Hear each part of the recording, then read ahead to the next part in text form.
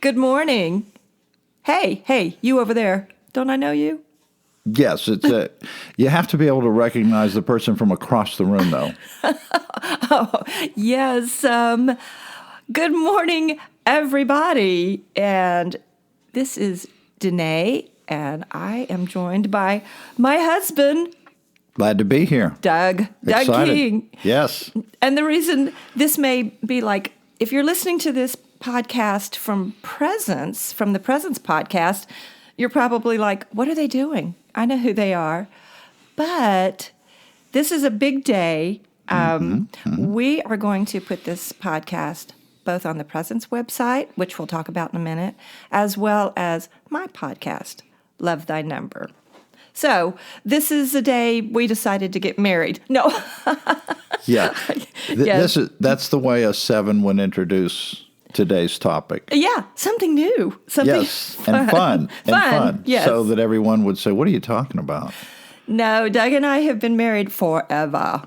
Actually, we just celebrated our 23rd down in St. Thomas, Yes, we did. Great place to celebrate. where we've celebrated many an anniversary. Yes. But, yeah, the reason I said we're getting married is because what we're actually doing is, after all of these years of talking about how both of the areas that we work in separately really are a beautiful marriage together. And we're going to talk about that. We're going to talk about spiral dynamics in a minute and the Enneagram.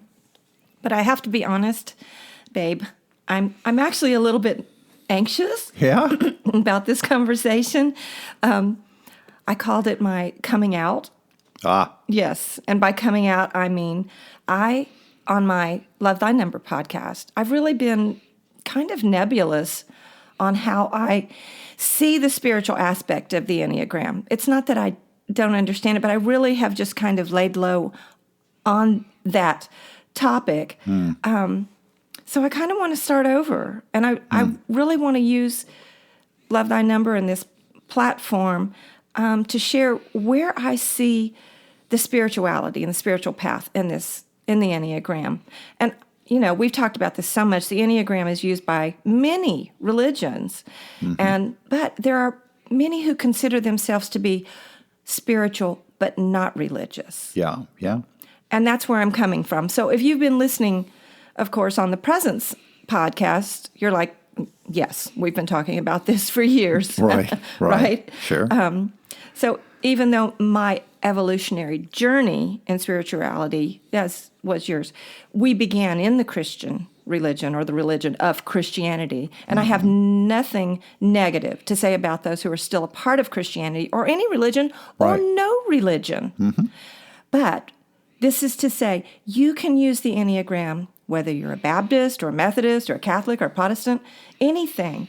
Because even under the umbrella of Christianity, right, we know there are many different beliefs. And so you and I would call what we see as transreligious. Yes. And this is why I see the spiritual values of the Enneagram as universal to all people.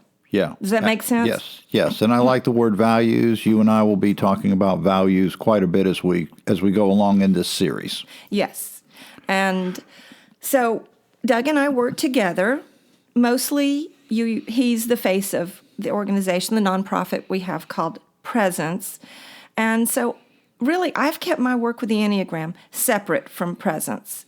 But it's time. It's time that we use our work that we've done separately for a while and bring it together because they are a beautiful marriage. And so, babe, why don't you explain what Presence is? Yeah, for those that have been following you, Denée, and Love Thy Number, and may not know much, if anything, about Presence, for those of you who are following this off the Presence website, this is why I'm going through it again, as Denée said, because we're beginning to integrate, which is a huge word that's happening today. We're realizing that things are integrated, interconnected, and you'll see as we move along through this series how that has such a tremendous impact anytime we're talking about transformative thinking in our everyday lives.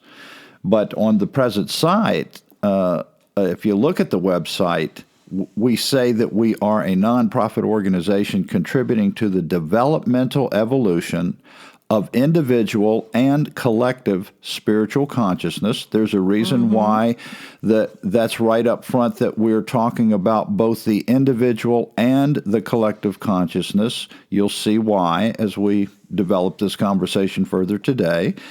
And we say that we're trying to move beyond debates about one true religious form and discover a new space of formlessness wherein universal human oneness is nothing less than God with us, in us, through us, and really it's coming to see the divine as all in all, not all in some. So, Denée, you talked about the universal aspects of the Enneagram. The same is true when we talk a little bit later here about spiral dynamics.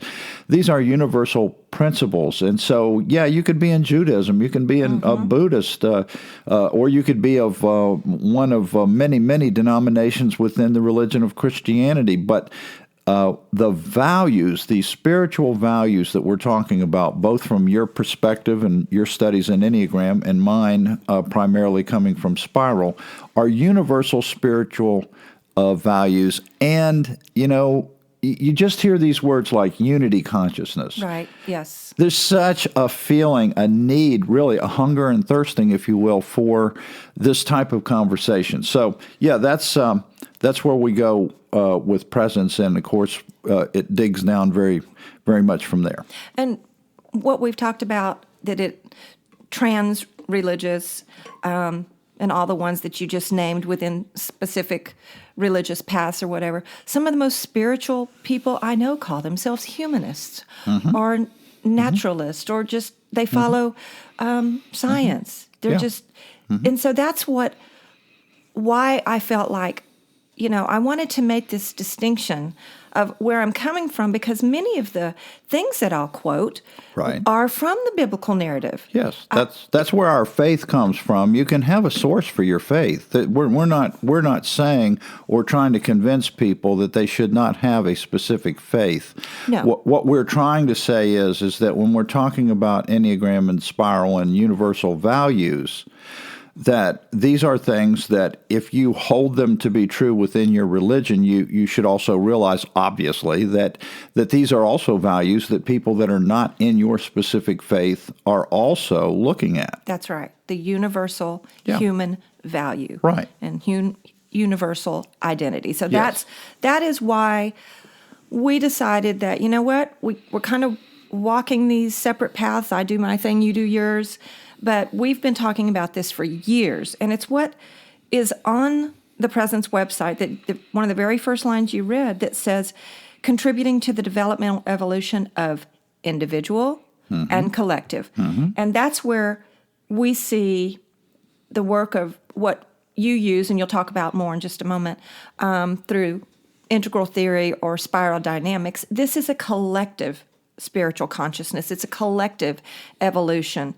And the individual is where we see the Enneagram comes into our evolution of our spiritual consciousness individually. Yeah. And they cannot be separated. No. While we are individuals, the saying is that no man is an island, which just means that, yes, I am an individual, but what makes me me is also the way I relate to all others on the planet, starting from my family and the deepest connectivities that I have all the way out to all other humans on the planet. So, did you say island? I said no man is an island, yes. Oh, man. We've had some crazy rain here the past couple of days, and it would sure be nice to be back on an island where it was just sunshine every day. But today is a glorious day. I digress. I'm sorry. Yes, that's okay. You've got a 9 here He'll bring me work back. with the 7. Yes. I am working with her diligently to continue on with the series. Now, you know what? He and I have not discussed this, but I think this is a perfect time, since you brought up that you're a type 9. Yeah. And actually we'll talk about that later. No one is their type. But we have a home base, right? A lens that we see through. Yes. Right. Yeah. I see through the home base of the lens of a type 7. Right. So before we go further with this, because it'll just take a minute, why don't we talk about how you and I work together when we're doing yard work? And now you just get to know a little of us. I know where you're going there. You're talking about when we do the weeding? When we do the weeding. Yeah, so... Sorry, I sprung that on you. No, well, we've talked about it, and it is funny. It's just an example of perspectives and the fact that we all do start out when we look at Enneagram. I did. I mean, I wanted to know what perspective I'm coming from. And, of course, when I grew in it, I found that it's a lot more complex than that. But to begin with, I found myself identifying more with the perspective of a 9 and also close to that with a 1, which Enneagram would call a wing, et cetera. Well, so you're a 7, right? All day. All right. So we both love to get out and do work here on the property, which is pretty significant property. And one of the places we work is on a bank around the pond that we keep weeded and pine straw on it. And so when I'm weeding, my 1 perspective is you start right here in this little square of area, and you weed all this area right here because there's tons of weeds in there, and then you move to the next area. But if you're a 7... What do you do? Well, it's like, okay, I've done this for a while. Oh, look over there. Like 10 feet away, there are these huge weeds that just seemingly pop up overnight. And I can't resist. I'll say, I probably never even say it to you. I just kind of sneak off. And let me tell you, if you want to test your marriage or grow in your marriage, let's just say that, spend some time in yard work together and find out what makes the other one crazy and why. Honestly, when we began to talk about the Enneagram and you began to understand, oh, okay, I see. She needs to have the freedom to do all the things whenever she wants. Exactly. And you understood where I was coming from. So when we address the weeding now and we go out to do that, and that's a simple thing, right? It's like, no big deal. But it is an indicator of how deeply your particular perspectives can run and why you do things a certain way. It's the old thing of people realize when they got married, my family does Christmas this way. No, my family does it this way. And so the argument is over what's the correct way. Well, it's not a correct way. Your family does it wrong. Right. No, but I'm honestly, when we began to talk about this and he would be like, look, why don't we just work in this area and get this one done? And eventually, as we have conversation every morning over coffee, this came up and he was like, I totally understand why you do, and we always get it all done, and he does not get frustrated with me, and I don't get frustrated with him anymore. We just, it's a very small thing, but anyway, that's our 7 and 9 part of our story, and we're going to come back. I know I took us off track, but that's not unusual either. That's all right. It's a series. What's really cool I like about a series is that you can decide how many parts there are to it when you're finished. Yes, you don't which is why we're saying today that the title of this one is The Deceitfulness of Good, Part 1. Beyond that, I don't hold me to anything. But back to where we've decided to blend these two trains together. 2 trains, 2 thoughts. One of them, I wanted to talk about where the Enneagram and the spiral work together. This is not something you and I alone just came up with. Oh, no. But I will say that years ago, when I saw that we needed more of the individual evolution as part of the presence. Well, actually, you're the one who said that. We needed to incorporate therapy. Sure. So I started looking online, and I was like, who is teaching on using the Enneagram and the spiral? And honestly, the only person I could find was a woman named Deborah Uten, who I have followed her work for years, and I am quite honored to say I think we can call each other friends now. Oh, yeah. Yeah, you guys are. And what's really fascinating about that is how obvious it would seem that more people are not seeing the relationship between the two. But yeah, Deborah Uten, of course, you got us an opportunity to go up and spend a little time with Deborah. We did. We went last week up to where she's has one of her homes in Asheville, North Carolina. And Deborah, if you're listening, I am just so honored to be on this path with you. And now we can talk about this more as we go. But again, what I wanted to just, kind of set the stage for where I'll go forward with my podcast is to make the distinction in spirituality. And my understanding is that spirituality is transreligious. So any developmental tool, be it psychiatry or psychotherapy, whatever, spiral dynamics, or the Enneagram, is a way for us to look beyond things that limit our growth and our understanding of what we've called it already, our universal identity. Yes. And as we said earlier, in Enneagram language, we know we're not our type, but we are looking through that lens. And so that's something that I really want you to delineate a little bit, babe, is while I'm not a type 7, again, that is what we call home base. And you have a wonderful way of explaining the difference between Sure. that. Yeah, and it's, for those familiar with Eckhart Tolle, his book, A New Earth, he goes into that quite a bit, and it really helped me a lot, and that was distinguishing between identity and role and function. And when you're talking about identity, then that's where we're moving into the space or realm of the universal. Because as human beings, we all belong to one global family.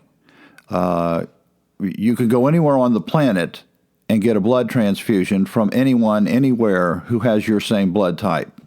We are all universally connected, and now more and more as we've evolved, especially into the latest level or stage of understanding post-modernity, there's been a tremendous push to focus on the universal value of all human beings. And so when you get into identity, we're talking about the universal value of all human beings. Now, when we get to role and function, that's where we move from the unity of the universal, which the universal and unity, those are two words closely tied together. The other side of the coin from unity is complexity.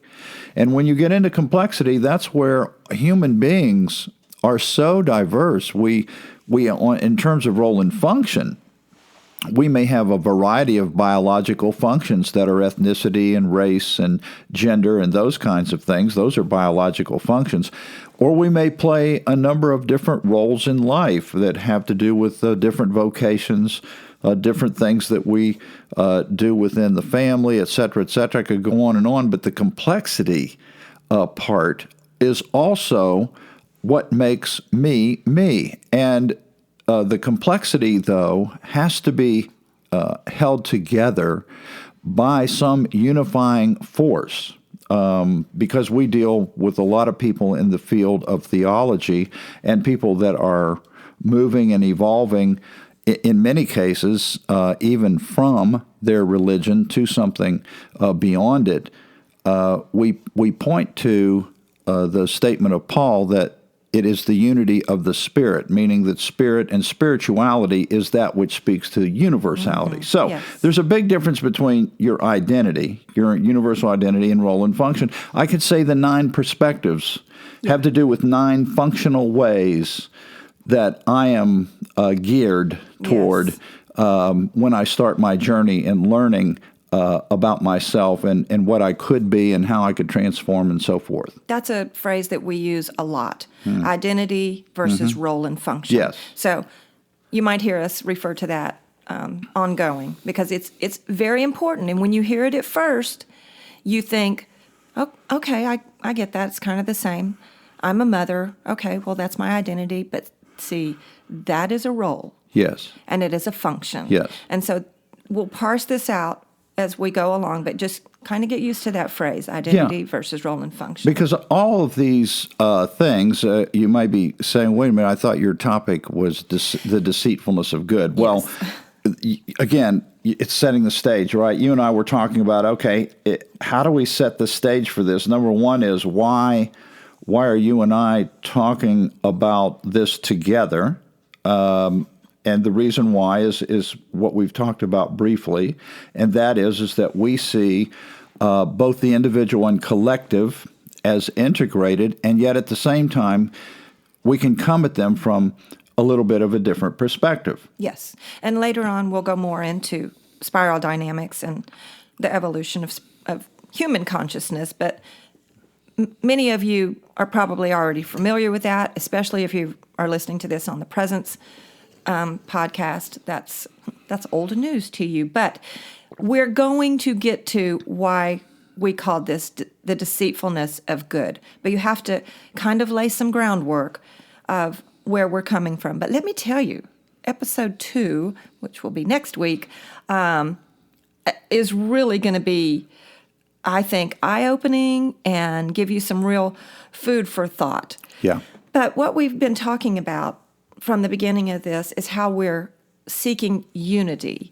And I do not have to tell anybody no matter where you're listening to on the globe, that the topic of separation, especially during COVID, and still trying to figure that out, people are exhausted. We're exhausted. Mm-hmm. We're exhausted from physical separation, and we are exhausted from the conversations of separation.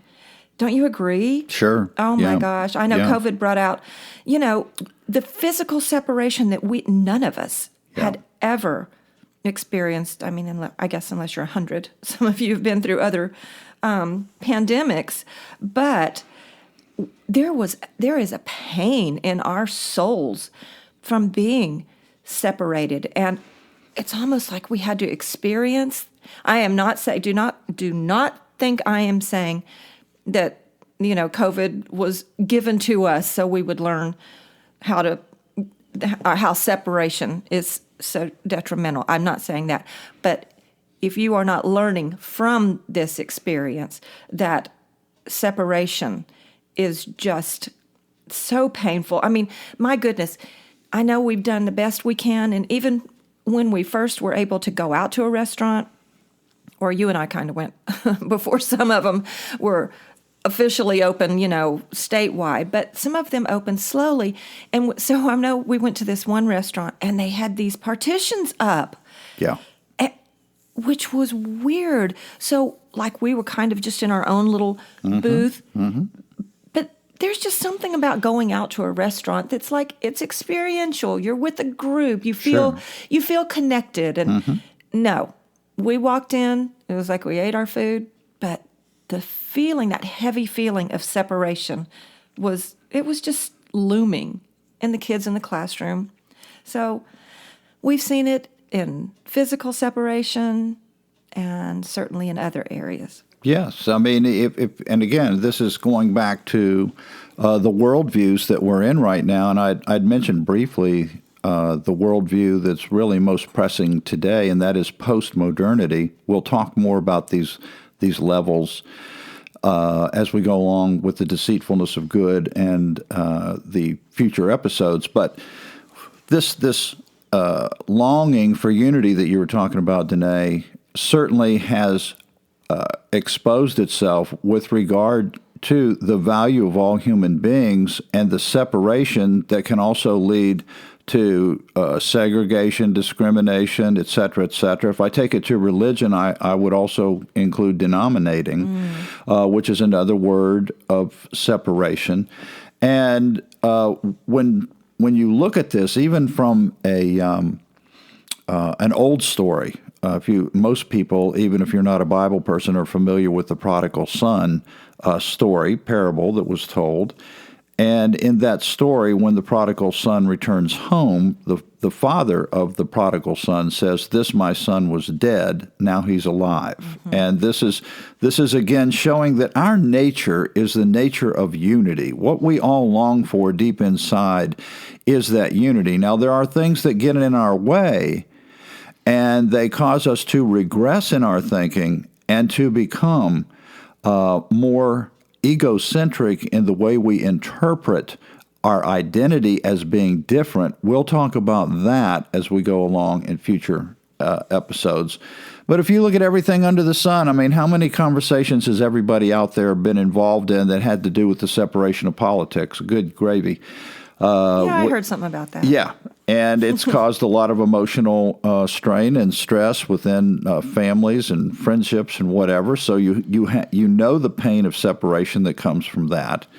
And even with my work in the realm of world religions, I do a lot with all different types of world religions. And there's an Academy of Religion that meets once a year, has a convention of about 10,000 people from world religions all over the planet. And I'm part of, participated in a new group that's one of hundreds of groups that meet at these things, and it's called Theology Without Walls.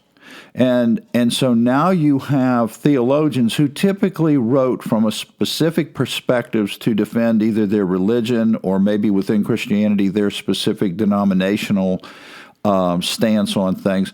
But now you have people desiring a theology without walls. Mm-hmm. Walls separate. This is that longing to move beyond separation and the things that separate us. And as crazy as it is, what we will discuss in future episodes is the deceitfulness of good is actually behind a lot of the things that manifest at the end separation between us all. Mm. And teaser.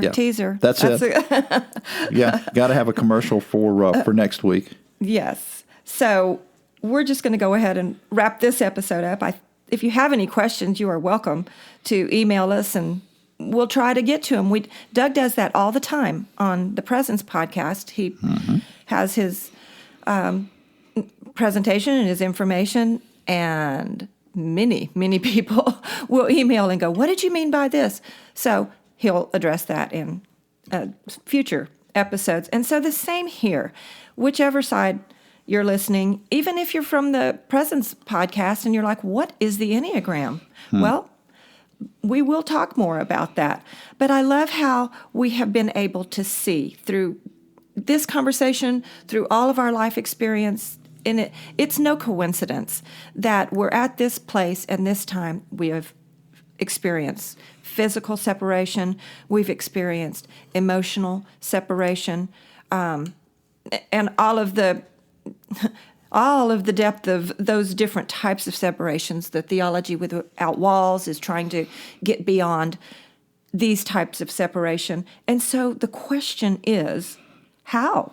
How can we move beyond separation and beyond the old attachments?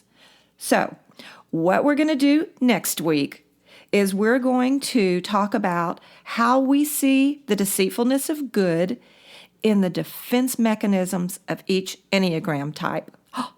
That'll be fun. And from the theological side, from which religions come, I will also be showing how the deceitfulness of good is something that manifests in people who have sincere, heartfelt desires with regard to their religious affiliations. And so we're going to pull it all together, both from a worldview, where you'd find religions in a worldview, and from individually what we do with our individual perspectives coming from the Enneagram side. So we'll look at the deceitfulness of good, both from a worldview standpoint and from an individual standpoint. I think this is fantastic. I mean, we've already talked about this for a long time, so I'm very excited to get to next week's. But to wrap it up for today, I'm just going to quote the last couple of lines of a very famous poem by Maya Angelou. I would suggest you look it up because it's just, the whole thing is beautiful. But at the very end, she says, I note the obvious differences between each sort and type, but we are more alike, my friends, than we are unalike. We are more alike, my friends, than we are unalike. Thank you for joining us on and being here for our wedding day. No, for the launch of these two paths that we think are time to come together. Until next time, I hope you find the light within yourself and shine it bright for all to see. See you then. Bye.